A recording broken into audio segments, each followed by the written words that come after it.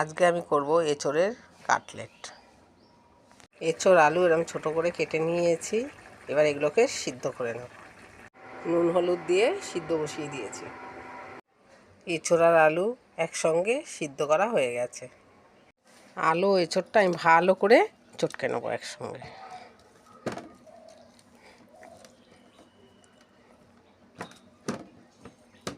আলু আর এঁচোড় ভালো করে মাখা হয়ে গেছে। এবার এতে আমি একটু ময়দা দেব। আপনি বেসনও দিতে পারেন। যেহেতু আমার বেসন নেই, ময়দা আছে, তাই আমি ময়দা দিচ্ছি।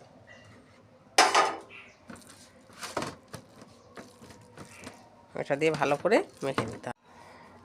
ভালো করে মাখা হয়ে গেছে। কড়াই গরম হয়ে গেছে, পরিমাণ মতন তেল দিচ্ছি।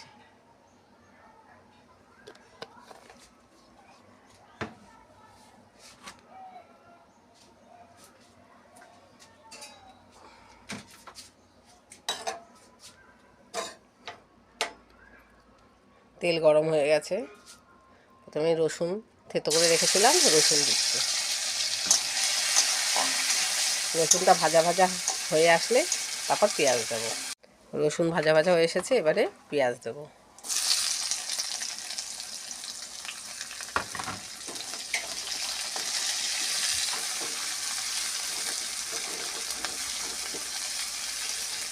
পেঁয়াজটা একটু ভাজা ভাজা হয়ে আসলে লঙ্কা আর আদা দেবো। ভাজা হয়ে গেছে। এখন এতে আমি অল্প টমেটো কুচি, লঙ্কা একটু বেটে রেখেছিলাম, কাঁচা লঙ্কা, যে শুকনো লঙ্কা খান শুকনো লঙ্কার গুঁড়ো খেতে পারেন, পরিমাণ মতন হলুদ, হলুদ অল্প, বেশি না, আর নুন।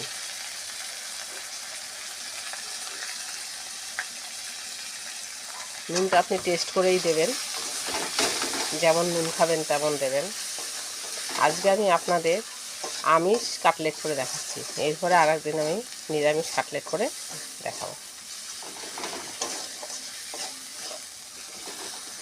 মশলা কষানো হয়ে গেছে।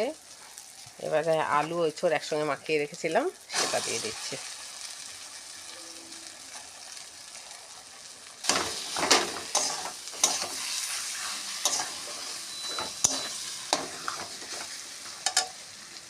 এতে পরিমাণ মতন একটু মিষ্টি দেবো। যে মিষ্টি খাবেন সেই দেবেন মিষ্টি। নুন মিষ্টিটা একটু টেস্ট করে নেবেন।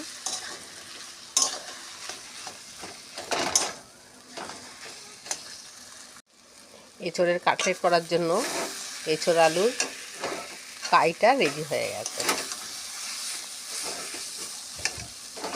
পুরো রেডি। এঁচোড়ের কাটলেট করব, তার জন্য এঁচোড় আলু দিয়ে কাই রেডি। একটা বাটিতে আমি বিস্কুটের গুঁড়ো নিয়ে নিলাম, আর একটু অ্যারারুট নিয়ে নিয়েছি। এতে একটু পরিমাণ মতন জল দিয়ে গুলে নেব।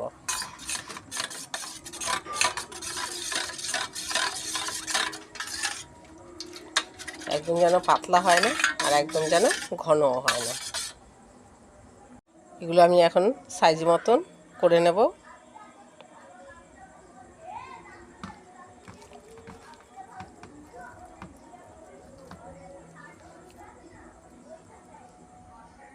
কাটলেটগুলো একটা সাইজ করে নেওয়া হলো।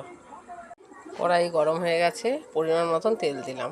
তেলটা একটু বেশি দিতে হবে, কারণ তেলে ডুবিয়ে এটা ভাজতে হবে।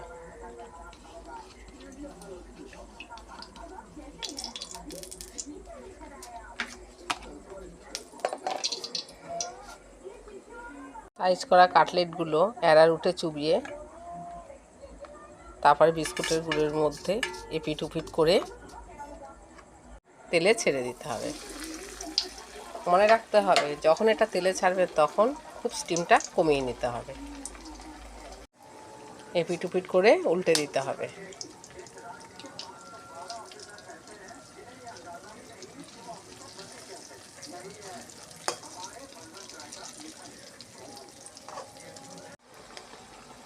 ভাজা হয়ে গেছে, এবার তুলে নেব।